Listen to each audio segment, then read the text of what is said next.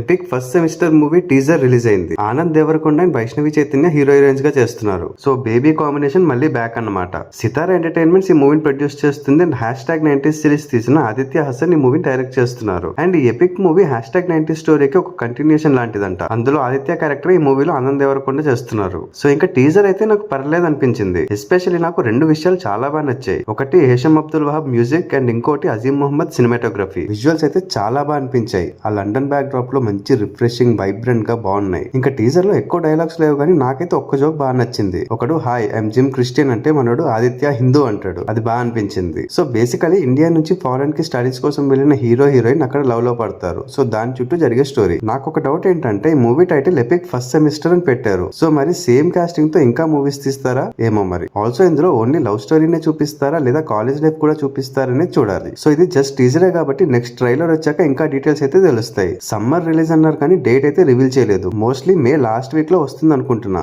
మీకు ఈ టీజర్ ఎలా అనిపించిందో కమెంట్స్ లో చెప్పండి.